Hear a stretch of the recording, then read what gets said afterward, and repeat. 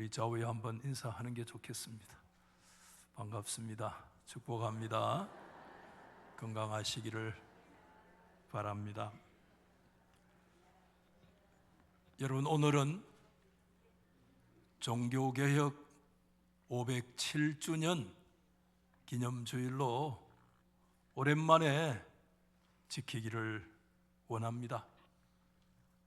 우리가 이미 잘 아시는 대로 1517년 10월 31일에 종교개혁자 마틴 루터가 당시 교회에 유행하던 두 가지 비성경적인 내용들, 첫째는 면죄부요, 둘째는 고해성사였습니다. 면죄부는 예수 그리스도 중심이 아니라 돈 중심이기 때문에 심각한 문제를 일으켰고, 고해성사는 죄를 하나님께 구해야 되지 인간에게 구하는, 하나님의 교회가 돈 중심의 교회가 되고 인간 중심의 교회가 되어진 이 비성경적인 사상들을 세부적으로 조항을 만들어 보니 95개 조항이나 되어져서 그것을 위텐베르크 성안교회의 정문에 갖다 붙임으로써 종교개혁의 불을 당겼던 역사.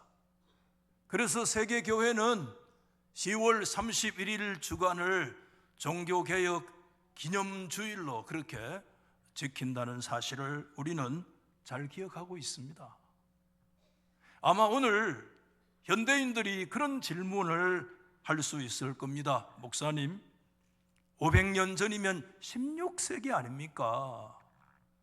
그 16세기, 그것도 유럽의 백인 남성들이 지배하던 사회에서 일어났던 사건이 종교개혁인데, 그 사건이 오늘 이 시대 대중매체와 소비주의와 포스트 모더니즘이 이미 지나가는 이 시대에 살고 있는 도대체 우리에게 무슨 교훈이 될 수 있겠습니까? 라고 하는 질문을 얼마든지 할 수가 있을 것입니다. 여러분, 우리의 문화나 또는 사회의 어떤 특정한 측면들을 우리가 한번 생각을 해본다면 500년 전과 지금은요, 어떻습니까? 전혀 다른 세상을 우리가 지금 살아가고 있는 거 아니겠어요? 그때가 중세의 만렵인데 우리는 지금 근대를 지나서 후기 현대 시대를 살아가는, 우리는 완전히 다른 시대를 살아가고 있습니다. 그런데 여러분, 종교개혁자들은 어디에 집중했는가 하면 신학적인 원리에 집중했다는 사실을 우리가 놓쳐서는 안 되는 것입니다. 제가 말씀드리는 원리라고 하는 것은 진리를 말하는 것입니다. 여러분, 진리로서 진리는 변하지 않습니다. 아멘이세요? 세상은 수십 번 바뀌어도 하나님의 진리는 영원합니다. 여러분, 우리 하나님은 어제나 오늘이나 회전하는 그림자도 없으시고 영원토록 동일하신 하나님이신 것을 여러분 믿으십니까? 세월은 바뀌어도 하나님은 바뀌지 않습니다. 하나님의 말씀의 원리는 여러분 변하지 않는 것입니다. 그렇기 때문에 500년 전에 전혀 다른 시대에 일어났던 그런 일들이라고 할지라도 그때 종교개혁자들이 신학적인 원리에 거룩한 통찰력을 가지고 있었기 때문에 그 원리는 지금도 우리 시대의 저와 여러분의 삶에 적용해야 될 원리라고 하는 사실을 우리가 하나님 앞에 고백을 해야 할 것입니다. 우선 말씀을 좀 정리하는 측면에서 우리는 이미 좀 그런 감들을 이미 우리 개혁교회 사람들을 다 잡고 있습니다만은, 목사님, 종교개혁이라고 하는 것은 뭘 말하는 것입니까? 이렇게 질문한다면 쉽지가 않아요. 제가 학교에서 그래도 교회사를 오래 가르쳐 왔는데 종교개혁사를 제가 많이 안 읽었겠습니까? 아마 수십 권을 읽었을 거예요. 그 학자들마다 개혁에 대한 데피니션, 정의가요 조금씩 다 달라요. 그래서 제가 느끼는 것이 뭐냐면, 종교개혁은 이렇게 정의할 수 있겠다라고 최종적이고 그야말로 절대적이고 결정적인 그런 정의를 내린다는 것은 매우 어렵구나 생각을 가져봤어요. 왜 그런가 하면 그것은 다양한 요소들과 서로 결부되어 있어요.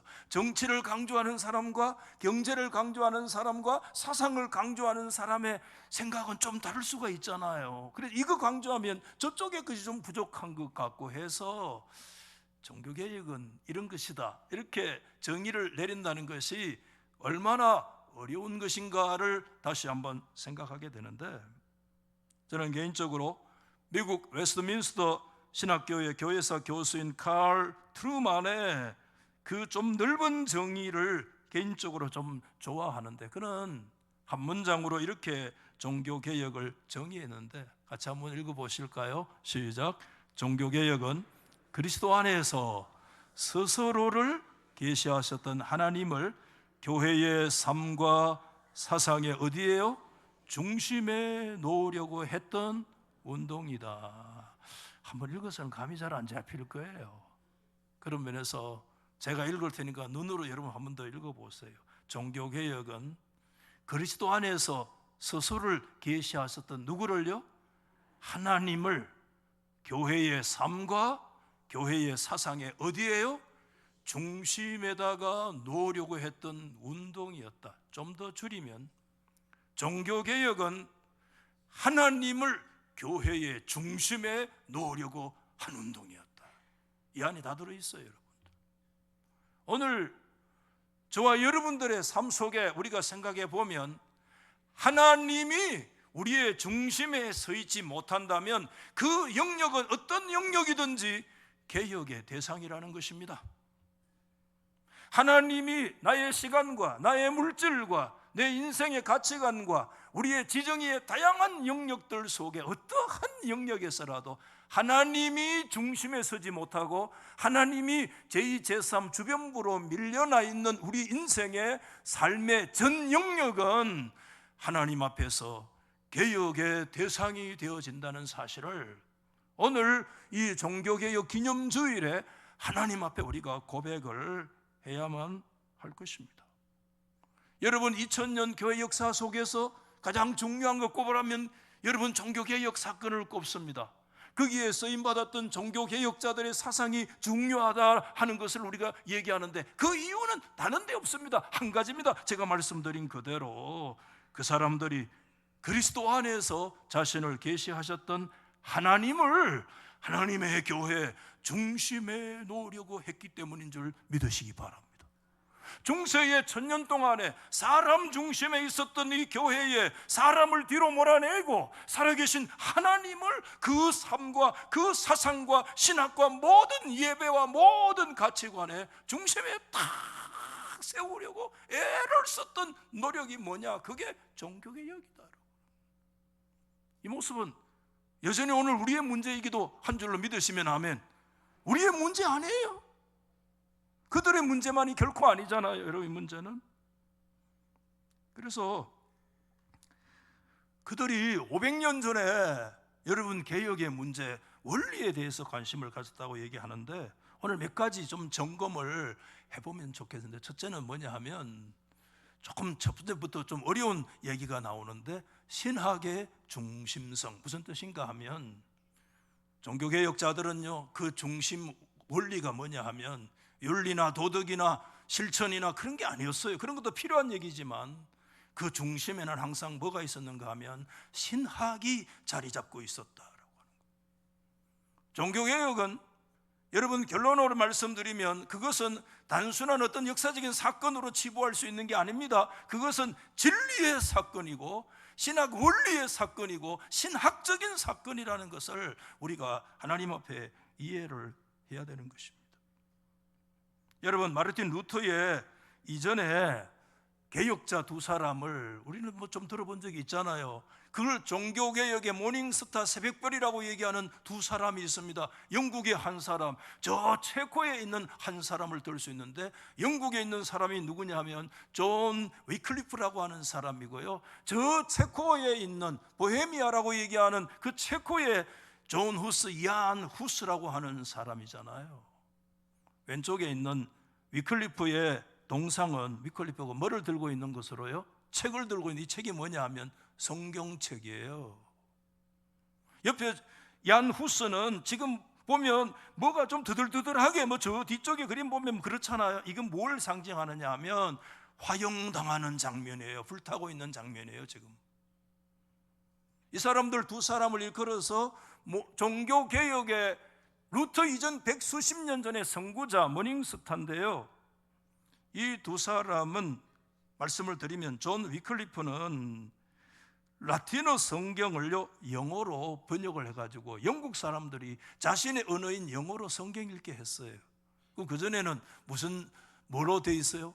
성경이 불게이트라고 했어요. 라틴어로 돼 있는 거야. 라틴어는 좀 대학 졸업하고 그 지성인들은 좀 읽어낼 수 있는데 평민들은 라틴어 못 읽어요. 자기들은 영어로 얘기하는데 교회 가면 전부 라틴어로 얘기하니까 신부가 무슨 소리를 해도 무슨 소리인지 잘 모르는. 그래서 여러분, 존 위클리프가 아니야 이거는, 그래서 성경을 라틴어에서 자기의 모국어인 영어로 번역을 해서 모든 사람들로 하여금 읽게 했는데, 그때 에드워드 3세가요 무슨 문제가 교황청하고 갈등이 생겼는데, 돈 문제, 좀 구체적으로 말하면 세금 문제로 갈등이 생겨서 교황청을 설득하기 위해서 사절단에 가는데, 그 사절단에 누가 참석했느냐 하면 존 위클리프가 일원이 돼가지고 로마를 처음 방문했어요. 자세하게 제가 말씀을 다 못 드립니다만은, 그때 위클리프가 로마에 가서 한 가지 깨달은 게 있어요. 뭘 깨달았는가 하면, 교황이 돈을 좋아하는구나, 이걸 알았어. 그러니까 교황이 돈을 좋아하네. 그리고 한 가지 뭘 깨달아, 교회를 움직이는 것은 성경 진리가 아니고 돈이 교회를 움직이는구나, 이걸 깨달은 거예요. 그래서 지금까지는 굉장히 그냥 무한한 존경의 대상이었던 교황이 하루아침에 뭐로 됐느냐면 속물처럼 보이게 된 거예요. 그러면서 위클리프가 성경을 자기의 언어로 깊이 읽고 연구를 해보고 학자로서 들여다보니까 이 노름들이 돈 노름이야 전부 다. 그렇게 해서 그때부터 교황의 윤리적인 문제에 대해서 철저하게 비판을 하는데, 이때 이렇게 얘기를 한 거예요. 교회의 유일한 머리는 교황이 아니라 그리스도다. 아멘. 여러분, 교회의 머리는 교황이 아니고 예수 그리스도인 줄 믿으시기 바랍니다. 여러분, 우리 장로교회의 사상의 핵심은 예수 그리스도가 우리의 머리 되신다는 사상이에요. 그래서 제가 우리 교회에 얘기했습니다. 달서교회는 예수 그리스도 외에 머리 없다. 머리 숫자, 수석 장로니 수석 목사니 그런 말 쓰지 마라. 우리 교회는 수석이란 말. 저는 이번에 총회 군성교회 제가 부회장인데 가서 명칭을 가만히 보니까 수석 부회장이더라고. 교회 보고 쓰지 못하게 했는데 제 명칭이 수석 부회장인데, 얘는 이제 중앙회 회장이 된다 이거예요. 뭐 제가 하는 것이 아니니까 그런 명칭을 가지고 있는데, 뭐 그런 명칭을 써도 괜찮아요. 그렇지만 우리의 마음의 중심은 예수 그리스도만이 내 인생과 우리의 인생의 머리 되시는 줄. 아멘. 이거 굉장히 하나님 앞에 고백. 이 하나 때문에 언약도들이요 수천 명이 죽었습니다. 그거 다 말씀 못 드립니다. 그 사상이 예수 그리스도가 교회의 머리다. 성경대로 하지 않으면 교황도 뭐다? 저 그리스도다. 이거 뭐 죽으려고 작정했지. 그렇지. 교황 보고 저 그리스도라고. 왜? 성경을 들여다보니까 예수님께서 말씀했습니다. 그 열매를 보면 뭘 안다? 그 나무 됨됨이를 아는데, 저런 열매를 맺는 꼬라지 보니까 저 교황은, 위클리프는 성경 보니까 하나님이 우리를 미리 예수 안에 예정하신 것을 믿고 있었단 말이에요. 그래서 야, 교황 보니까 저거 하나님이 예정한 존재가 아니구나. 예정했다면 저짓 안 하지.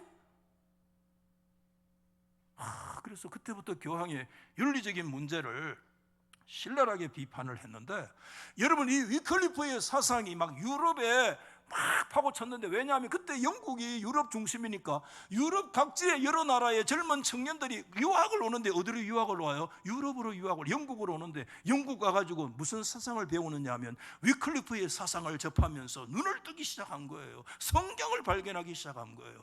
이 위클리프의 사상이 1차로 어디 전달됐느냐? 저 멀리 보헤미아, 오늘날 체코에 있는 사람에게 영향을 미쳤는데, 그 사람이 존 후스, 얀 후스인데 젊은 사제요, 37세에 여러분 프라하의, 체코의 가장 유명한 대학이 프라하 대학의 젊은 총장이었는데, 이 사람이 영국에 유학도 하지 않았지만은 그 사람들 친구들을 통해 가지고 이 위클리프의 이 성경 중심의 사상들을 들여다보면서 자기도 성경 봤는데, 야, 그게 맞구나. 그래서 우리 체코 그 종교도 마찬가지로 라틴어로 예배드리는데 이래가지고 안 되지. 그래서 제일 먼저 했는 일이 뭐냐면, 얀 후스가 성경을 체코 자기의 모국어로 번역해서 백성들에게 읽게 하고 자기가 이곳저곳 다니면서 설교를 했습니다. 여러분, 설교하지 마. 여러분, 설교를 하는데 로마 교황이 설교한다고 죄가 되고, 성경 읽었다고 죄가 되고, 설교 중지 명령이 내려지고, 그때 여러분 얀 후스가 이렇게 얘기했어요. 진리는 교황의 입에 있는 것이 아니다. 우리가 받아하십시다. 진리는 성경 속에 있다. 진리는 성경 속에 있다. 하나님의 말씀이 진리가, 성경 속에 하나님의 말씀에 진리가 있는 줄 믿으시면 아멘. 교황의 입에 있는 것이 아니라 진리는 성경 속에 있다. 이야, 굉장한 사상을 얘기합니다. 그때부터 교황 저거 잘못됐다. 그래서 교황 무호, 교황은 죄가 없다, 오류가 없다, 교황 무엇을 반대하고, 고해 성사 반대하고, 여러분 성직자 독신, 성직자가 장가 안 가고 시집 안 가고 살아가는 법이 어디 있냐 반대하고, 면죄부 자체 비성경적이라고 반대하고, 이런 일들로 인해 가지고 파문당하고, 여러분 설교 중지당하고 그런 일들이 있었지만 후스의 입을 닫지 못했습니다. 그때 후스를 붙들고 있는 말씀이 뭐냐 하면, 우리 받아하십시다. 진리를 알지니 진리가 너희를 뭐하게 하리라? 자유하게 하리라. 여러분 요한복음 8장에 이 말씀을 다 붙들고, 여러분 지금도 체코의 국시가 뭡니까? 진리가 너희를 자유케 하리라는 겁니다. 여러분, 체코가 여러분 공산주의 된 시대가 있어도 공산주의가 체코를 이기지 못했던 것은 그들의 가슴에 깊은 곳에 누구의 사상이 버티고 있는가 하면 얀 후스의 진리가 너희를 자유롭게 하리라, 하나님의 말씀이 버티고 있기 때문에 후스 당이 일어나고 공산주의가 와도 이기지 못하고 성경이 진리라. 그래서 1415년 7월 6일 그 유명한 콘스탄스 공의회에서요, 이단의 괴수, 성경 번역회가 이단의 괴수가 돼가지고 그걸 이단의 괴수라는 죄명을 뒤집어 쓰고, 여러분 화형당한 거 아시잖아요. 화형당했어요. 그때 위클리프는 정상적으로 죽었는데, 위클리프도 그때 콘스탄시 공의회 때 이단으로 정죄해가지고 죽은 위클리프의 무덤을 파헤쳐서 뼈를 불살라가지고 그 뼈를 강에 3번 나눠서 뿌리는 그런 부관 참시가 일어나는 일들이 있었습니다. 제가 말씀드리고자 하는 게 뭐냐 하면, 14세기 15세기 여러분 종교개혁의 선구자였던 위클리프나 얀 후스는 주로 공격의 대상이 뭐였는가 하면 교황과 교황청의 윤리 문제를 집중적으로 공격을 했습니다. 여러분 윤리를 우리가 포기할 수는 없지만, 그러나 윤리 문제를 통해서는 개혁의 강을 건너갈 수가 없습니다. 윤리의 문제로서는 종교개혁의 강을 건너가지 못합니다. 종교개혁의 강을 건너가려면, 개신교의 개혁의 강을 건너가는 것은 여러분 신학의 강을 건너가야 개혁의 강을 건너갈 수 있는 것입니다. 위클리프로 부관 참시당하고 얀 후스는 살아서 화형을 당하는 그런 순교의 자리에까지 갔지만, 종교개혁의 선구자이기는 했지만 그는 개혁의 궁극적인 강을 건너가지를 못했습니다. 그런데 개혁의 강을 건너갔던 최초의 사람이 있습니다. 그 사람이 누구예요?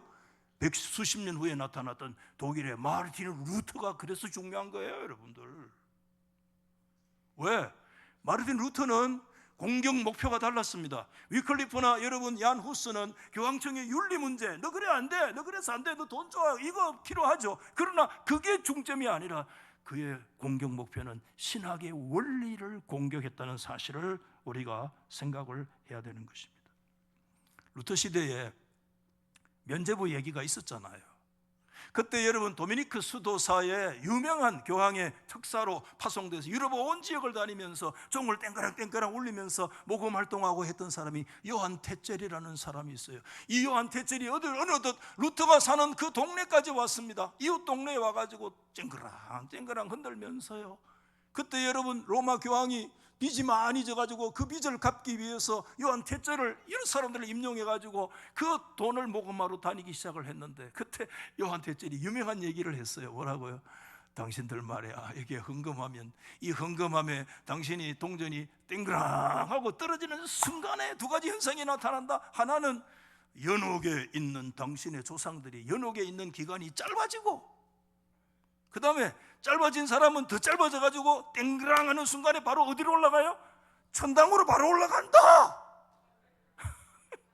야, 진짜 돈 많은 게 장대이다.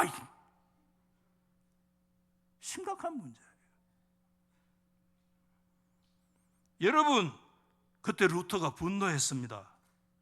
왜냐하면 인간에게 false security, 거짓된 안정감을 심어주는 문제이기도 했습니다마는, 그러나 여러분 진짜 루터가 분노할 수밖에 없었던 이유는 신학의 문제였다는 것입니다. 그것은 뭡니까?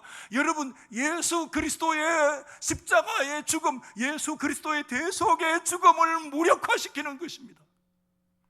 돈으로 그것을 대체하는 것입니다. 그리스도의 십자가의 보혈의 공로의 위대한 가치를 무너뜨리는 것입니다. 여러분, 그것을 돈 거래로 축소시켜버리는 것입니다. 여러분, 하나님의 은혜를 싸구려 은혜로 만들어버리는 것입니다. 죄라고 하는 건 아무것도 아닌 것이 되는 거예요. 돈 주면 죄 해결될 수 있는 아주 죄가 사소한 문제로 발톱에 때만큼도 안 여기는 그런 시대가 되어져요. 그런 시대에 하나님의 백성들이 믿음의 바른 길로 인도되어질 수가 있겠습니까, 여러분? 루터가 분노했던 이유는 그 면죄부라고 하는 그 헌금을 하는 그것이 악습이기 때문에, 그것 때문에 분노할 수도 있었지만 루터의 진짜 분노의 원인은 그게 악습이기 때문에 분노한 것이 아니라 하나님의 말씀과 진리에 어긋나기 때문에 예수 그리스도의 십자가의 대속의 역사를 무너뜨리는 것이기 때문에. 아멘.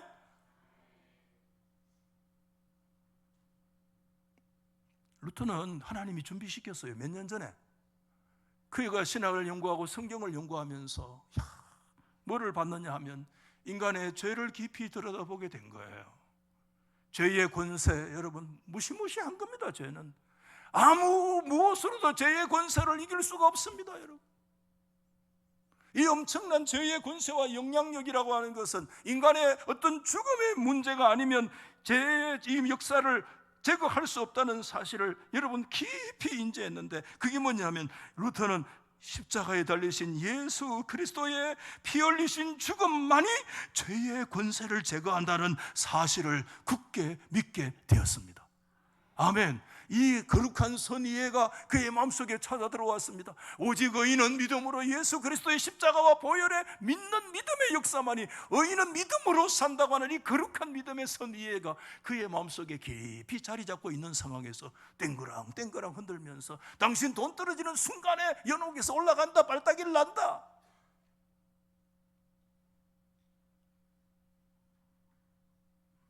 하나님의 은혜를 단지 경제적인 차원으로 싸구려로 만들었을 뿐만 아니라 영적인 측면에서까지 하나님의 은혜를 싸구려로 만들어버리는 이와 같은 역사가 일어났기 때문에, 여러분 중세 시대 안에도요, 교회가 이래서는 안 된다, 수많은 사람들이 있었습니다. 교회의 개혁과 소위 정화의 역사를 위해서 일어났던 사람들 중세 안에 많아요. 굉장히 많아요. 대표적인 사람이 누구냐 하면 그때 루터 시대에 유명한 사람이 에라스무스 같은 사람이에요. 여러분 진짜 에라스무스에 비하면 루테는요 세 발의 피라요. 사실은 에라스무는 대학자고요. 루테는 거기에 발도 못 붙여요. 사실은요. 에라스무스는요, 여러분 헬라어 성경 전체를 완전히 편집을 했던 사람이 에라스무스예요. 그 에라스무스의 성경에서 루터가 그 성경을 보게 된 거 아니에요? 에라스무스 없으면 루터가 없다고 할 정도로 에라스무스는 유명해요. 근데 여러분, 에라스무스는 개혁의 강을 건너가지 못했습니다. 믿음의 강을 건너가지 못했습니다. 그는 중세 천주교 교회에 그대로 남아있어요. 굉장히 개혁적인 개혁자 중에 제일 먼저 개혁자가 되면 에라스무스가 되는데 그는 그대로 개혁의 강을 건너가지를 못했습니다. 이게 여러분 가톨릭과 개신교의 근본적인 차이점인 것입니다. 실천적이고 윤리적인 학습에 그들은 집중했지만 가톨릭은 교회의 신학자 문제를 개혁하려고 하지 않았지만 개신교의 종교개혁의 가장 중요한 이유는 교회의 신학적인 문제를 삼았습니다. 철저히 그것을 개혁하려고 하나님의 말씀 중심으로 바꾸려고 한 것이 우리 개신교회인 줄로 믿으시기 바랍니다. 그러므로 여러분 종교개혁을 얘기할 때, 교회 개혁을 말할 때 그 중심에는 뭐가 있느냐? 윤리도 있고 목회적인 것도 있고 실천적인 것도 다 있지만 종교개혁자들이 깊은 관심을 가졌던 것은 뭐냐? 신학적인 원리를 깊이 들여다봤다는 거예요, 여러분들. 그래서 500년이 지나도 1000년이 지나도 그 하나님의 원리는 여전히 오늘 우리에게 적용되어질 수 있는, 이거 우리가 놓치면 안 되는. 둘째는 오늘 좀 딱딱하죠? 한번 받아하십시다. 하나님이 최고다. 하나님의 우선성, 프라이오리티, 하나님이 제일 먼저다. 여러분 개혁자들은요, 하나님에 관해서요, 인간 자신의 경험이 있죠.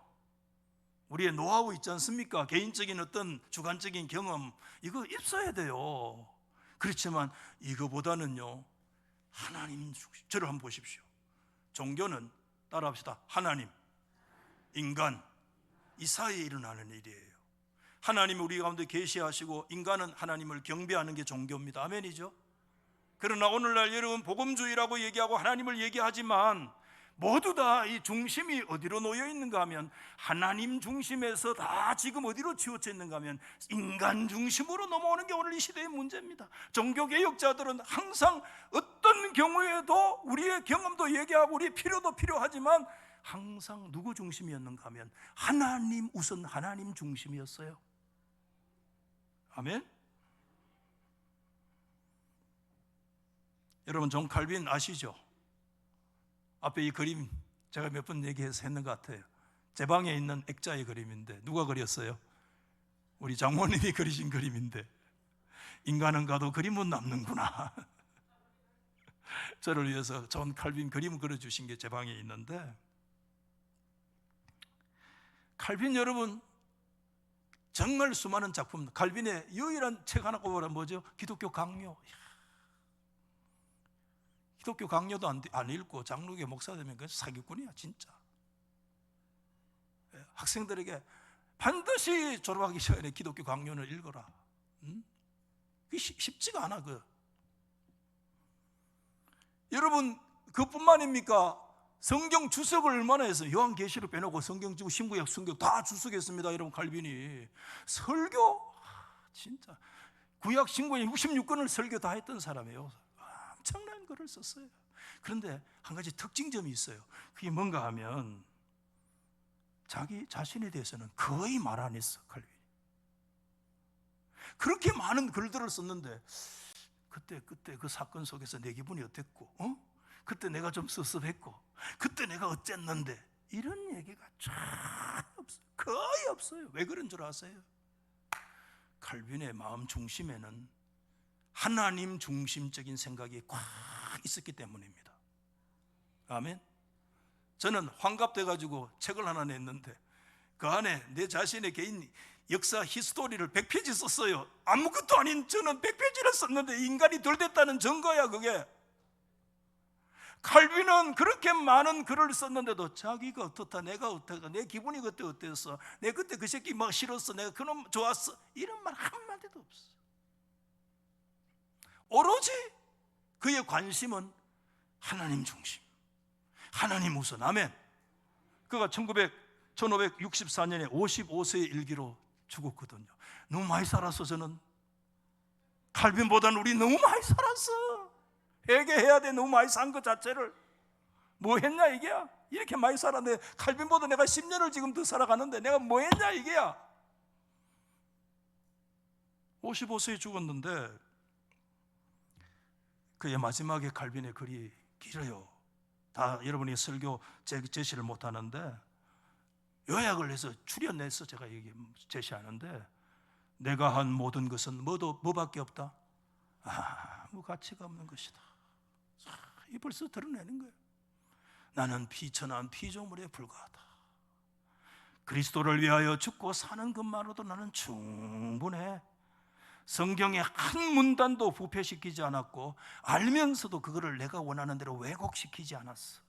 나는 어떤 사람을 저놈 들어라, 설교할 때 기도할 때 저거 좀 들어라, 그런 사람을 목표로 그 어떤 목적을 가지고 어떤 것을 쓰지 않았고, 언제나 뭐죠? 내가 뭐죠? 하나님의 영광이라고 평가한 것을 내 앞에 신실하게 배치했습니다. 여러분, 저를 보십시오. 칼빈 가는 이유는 한 가지입니다. 그가 죄가 없다는 게 아니고, 그가 허물이 없다는 것이 아니고, 그가 잘못 없다는 거 아닙니다. 그도 잘못 있어요. 그러나 그 중심의 원리가 뭐냐면 하나님 우선. 아멘. 나는 비천한 존재다. 여러분, 20세기의 최대의 신학자 그래도 한 사람 꼽으라면, 우리는 신정통주의 다 추구하지 않지만 칼 바르트라고 하는 20세기의 최대의 신학자이면 틀림없어요. 그 칼 바르트가 마지막에 뭐라고 얘기한 줄 아세요? 나는 어떤 존재인가? 아무리 생각해봐도 딱 자기에게 맞는 성경이 있는데, 그게 뭐냐 하면 예수님께서 여러분 정말 그 예루살렘에 입성할 때 뭐 타고 갔어요? 당나귀 타고 들어갔는데, 칼 바르트는 어떤 존재인가? 예수님을 잠시 등을 빌려서 태워드린 당나귀 불과하다, 이렇게.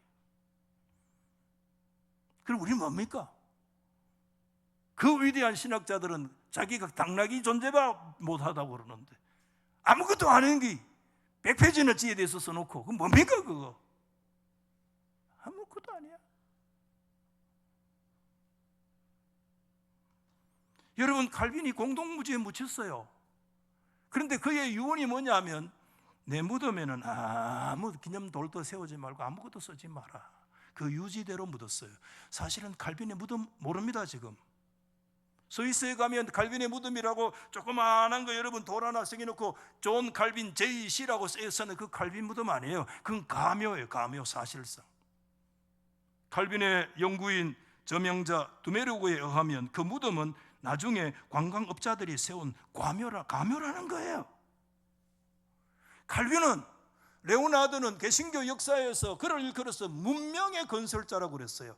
그 문명의 건설자인데 사실 들어가 보면 칼빈의 무덤조차 어디 있는지 몰라요. 저도 가끔 그런 생각이 나요. 내가 죽으면 무덤을 만들어야 되겠나 안 만들어야 되겠나. 미안합니다. 그 생각이 나더라고. 아니면 그만 뭐 요새 벌초도 하기 싫어하는데 자식들 전부 다 가루로 막 뿌리까.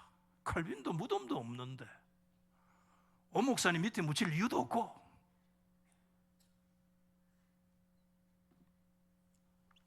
오로지 하나, 그의 문제는 뭐냐? 받아십시다. 오직 하나님께 영광. 솔리 데오 글로리아. 유명한, 오직 하나님께만 영광. 아멘. 여러분, 루터는 비교적 칼빈보다는 자기 자신에 대해서 좀 얘기했어요. 루터는 좀 더 자유로운 스타일이 좀 다르잖아요. 그렇지만 여러분, 루터가 자신의 성령께서 자신에게 주셨던 끼친 주관적인 영향력이 아니라 그리스도 안에서 나타났던 하나님과의 관계에 대해서 깊이 집중하고 있는 루터의 그 초점을 우리가 놓쳐서는 안 됩니다. 오늘날 여러분, 하나님보다는 자기 자신에 대해서 더 많은 관심을 가지는 것이 오늘날 문제입니다. 여러분, 오늘날 찬양도 찬양을 받으실 하나님보다는 노래하는 사람들에 대해서 더 많은 것을 드러내는 것이 이거 하나님 앞에 개혁되어야 합니다. 감정도 마찬가지입니다. 하나님 앞에 우리 개인적인 체험과 경험이 중요합니다. 그러나 그것에 그칠 위험성이 굉장히 많습니다. 그런데 그 유명한 여러분 개혁자들은 오늘 우리가 흔히 얘기하는 간증거리가 없어서 얘기 안 했을까요? 그들은 우리보다 훨씬 더 간증거리가 더 풍부하고 많은데 다 입 닫았습니다. 왜? 그 역사의 중심에 내가 있었던 것이 아니라 하나님이 그 중심에 서 계셨기 때문에. 아멘. 하나님만 영광 받으시면 됩니다. 아멘. 나는 사라지는 거야. 나는 역사의 뒤안길로 사라지면 돼. 하나님만 그때 드러나면 돼.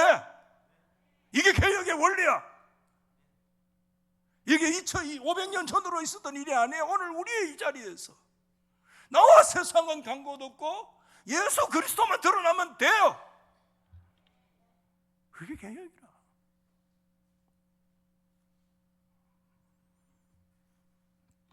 셋째는 여러분 그리스도 중심성, 그리스도가 중심이라. 이게 여러분 종교개혁의 통찰력 중에 가장 핵심적인 상황인데, 여러분 하나님을요 우리가 믿으면 아멘. 근데 하나님을 여러분 어떻게 안 줄 아세요? 예수 그리스도 없이는 하나님을 알 수가 없습니다. 하나님은 전적으로 자신을 그리스도 안에서 계시하시고 드러내신 줄 믿으시기 바랍니다. 그리스도 없이 하나님의 계시를 설명할 길이 없습니다. 그리스도 밖에서 하나님을 만날 수 있는 길이 오늘 우리 가운데 존재하지 않습니다, 여러분. 그런 면에서 하나님 중심은 그리스도 중심이라고 하는 것을 우리에게 말해주고 있는 것입니다.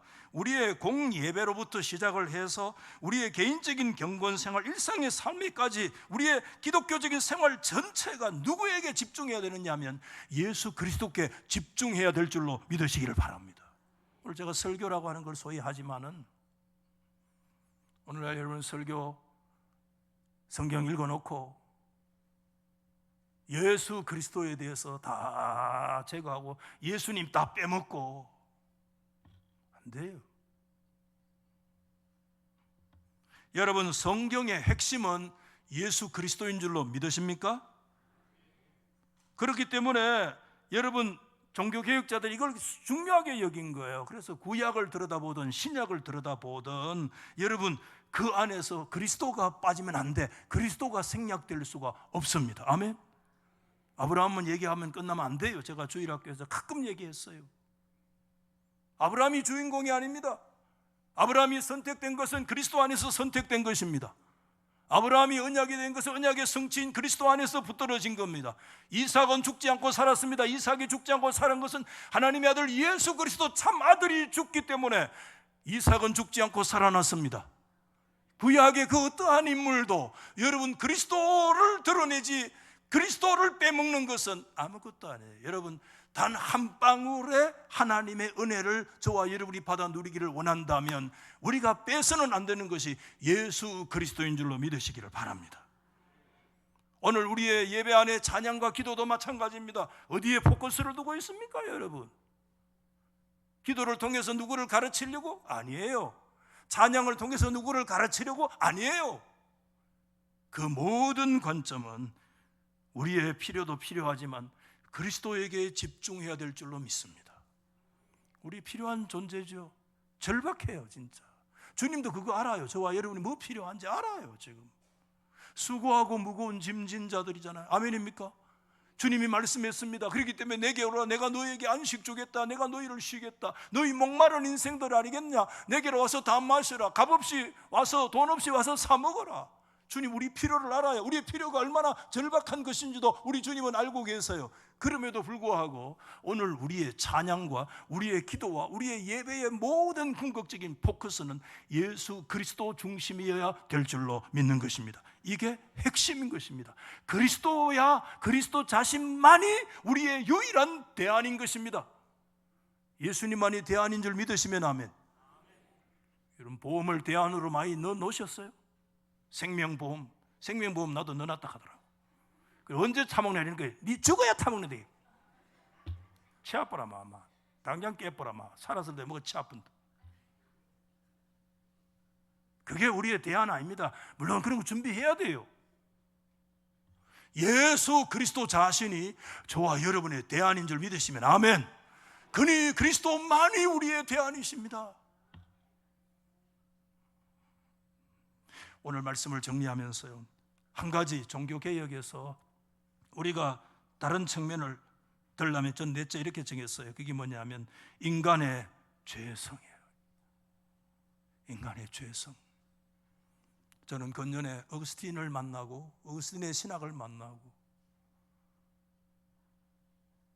어줍지 않지만 어거스틴의 고백록을 한번 해설도 해보고 학생들도 가르쳐 보면서 이게 신학이 아니구나, 단지 우리 인간이 얼마나 철저하게 타락하고 부패된 존재이구나 하는 것을 알게 되었어요.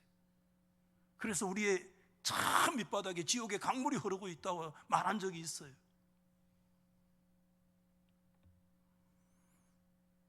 종교개혁자들은요, 이거 뒤로 숨기지 않았어요. 이것을요 명확하게 했고요, 신학적인 전면에다가 이걸 탁 내세워서 우리는 전적으로 부패되고 타락된 존재라는 것을 하나님 앞에 명징하게 인정했어요. 이거 인정해야 됩니다, 여러분.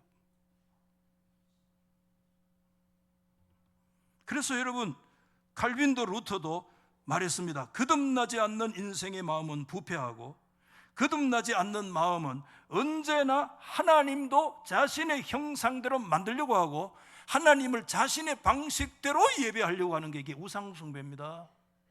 거듭나지 않는 인생도 그의 마음속에 끝없는 무한한 우상을 만들어낼 뿐만 아니라 거듭난 우리 인생들도 이미와 아직 사이에 있기 때문에, 우리는 아직 완성되지 않는 존재이기 때문에 여전히 우리 안에도 뭐가 역사하느냐? 우상이 역사해요. 무한한 역사를 우리 속에 일으켜서 역사해요. 이게 왜? 인간의 타락하고 죄성이 있는 존재이기 때문에. 그래서 하나님 앞에 엎드릴 때마다, 이 죄성을 붙들 때마다 저는 그리스도의 십자가의 피공로가 아니면 우리 인생은 소망이 없구나 하는 걸 매일 고백할 때, 그리스도 앞에 고백할 수밖에 다른 거 없습니다. 그리스도의 피만이, 예수 그리스도만이 우리의 유일한 생명이고 소망입니다. 그 속에서 절망하고 좌절하자는 것이 아니라, 인생은 그런 존재이지만 그리스도 안에서 그리스도만이, 그리스도의 죽음의 피권세만이 우리를 구원하고 우리를 새롭게 하시는 분이시구나. 근데 죄성에서 진짜 하나님 앞에 감사한 거 하나 있어요. 그게 뭐냐 하면, 저와 여러분 인생의 위기는 때로는 도덕의 위기라. 우리가 인생을 그리스도인으로 살면서도 때로는요 도덕의 위기를 겪을 때가 있어요. 죄를 질 때도 있고요, 우리 인생이 완벽하지 못해서 이런저런 어려움 상에 우리가 노출될 때도 있어요. 여러분, 그때 참 감사한 것은요, 복음의 능력이, 여러분 복음을 전하는 교사와 선생님과 오늘 이 목사의 입에 달려있는 게 아니고, 잘 들으십시오. 마지막입니다. 복음의 능력은 하나님의 말씀의 능력에 있는 줄 믿으시면 아멘. 여러분, 그 복음이 능력이 있는 것은 말씀이 말씀이고, 말씀이 권세 있는 것은 그것이 하나님의 말씀이고, 그 하나님의 말씀에 성령님께서 역사하시기 때문에 능력이 있는 줄 믿으시면 아멘. 전문 용어로 들어가면 엑스오페르 오페라투, 엑스오페르 오페란티스라는 말이 있는데, 오페란티스, 인간의 어떤 그 능력과 인간의 어떤 그 권세, 인간의 말과 인간의 어떤 도덕적인 권세에 따라서 하나님의 말씀의 능력이 선포되는 게 아니야. 이 말씀은 인간의 도덕적이 어떻게 되든 캐슬에서라 합리화하자는 말씀이 아닙니다.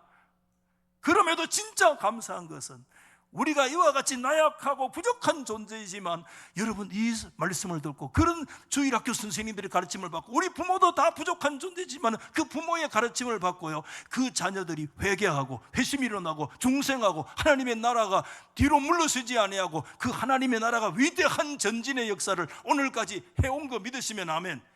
야, 이거 생각할 때 얼마나 감사한지 몰라. 저의 능력대로만 되어진다고 하면 아무것도 안 되고 우리 중에 아무도 여러분 회심받고 구원받지 못했을 거예요. 전적으로 여러분 여기에서 중요한 것이 받아하십시다. 오직 은혜. 할렐루야. 솔라 그라티아. 오직 은혜. 오직 은혜. 할렐루야.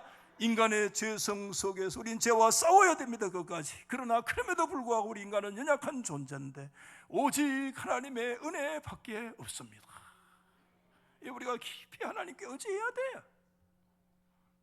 여러분, 말씀 마칩니다. 개혁은요, 본질적으로 정지 상태가 아니라 개혁은 일종의 역동적인, 지금도 계속 진행되어져 가는 현재 진행형이라는 것을 우리가 놓쳐서는 안 됩니다. 그래서 유명한 구호가 있습니다. 개혁된 교회는 뭐지요? 항상 개혁되어져야 한다고 하는 이 모토는 유명한 모토예요. 오늘 우리 교회의 성도들 40명이 악법 저지를 위해서 광화문 집회에 아침 7시에 올라갔어요. 우리가 하나님 앞에서 반드시 이 악법이 저지가 되고 체결되면 안 될 줄 믿으시면 아멘. 이것을 위해서 기도해야 돼요. 그러나 제가 말씀 안 드렸지만 제 마음에 깊은 곳에 한 가지 걱정이 있어요. 그게 뭔 걱정이냐 하면 진리의 이데올로기화. 늘 저는 그걸 두려워했어요. 하나님의 진리는 좌파도 우파도 초월합니다. 아멘. 진리는, 복음은 좌우파를 초월합니다. 이것을 자칫 잘못해가지고 우리 기독교의 위대한 복음의 초월적인 진리가 어느 한 진영으로 치우쳐서 진영의 논리로 들어가면 상대방은 콩으로 매주를 쓴다고도 안 듣습니다. 이런 사태가 일어날 가능성이 있기 때문에 늘 저는 두려운 거예요. 진리의 이데올로기와는 복음을 근본에서 무너뜨리는 동성애 문제가 아니야. 이건 어쩌면서 그보다 더 심각한 문제는 진리가 이데올로기가 되는 현상이 일어나기 때문에 두려운 거예요. 그래서 저는 좀 주저주저해서, 우리 목사님 왜 좀 주저거리느냐, 제가 주저하는 지점은 그 지점이에요, 여러분들. 그리고 한 가지는 오늘 100만 명 이상은 모일 거예요. 아마 사고 안 나기를 기도하시기 바랍니다. 이게 걱정이에요, 사실은. 그래서 어제 저녁부터 지금 막 광화문 안 된다 하고 지금 막 여의도로 막 전부 경찰이 분산을 시키고 있는데, 오늘 데모하러 간 거 아니에요. 이럴 때일수록 겸손하게 하나님의 도움을 구하고 하나님의 은혜와 긍휼을 구하고, 야, 기독교인들은 진리를 가지고 있는 거구나. 머리수 싸움 세대결하러 오는 게 아니라 진리는 그것을 초월하는, 진리는 진리이기 때문에, 그래서 개혁의 대상은 너 때문에 어느 누구의 문제도 있지만 그 이전에 오늘 종교개혁 기념주의를 통해서 우리는 내 자신을 들여다봐야 합니다. 우리 내면을 들여다봐야 합니다. 내 이놈의 새끼 하기 전에 우리 속을 깊이 들여다봐야 돼요. 내 안에 하나님이 중심이 되어 있습니까, 여러분? 하나님 중심이 되어 있습니까? 그렇지 않으면 개혁되어야 됩니다. 그리스도 중심이십니까? 그렇지 않은 영역은 다 개혁되어야 됩니다. 오늘 이 거룩한 영적인 싸움은 단지 선포로 끝나는 것이 아니라 우리 개인 한 사람 한 사람 내 자아와 싸우고 내 죄와 싸우는 이 거룩한 내적인 영적 투쟁들을 통해서 계속 진행형인 이 거룩한 종교 개혁의 역사들이 오늘 이 시대도 계속 진행되어지는 하나님의 뜻을 이루는 그런 역사 우리 속에 일어나기를 예수 그리스도 이름으로 축복합니다.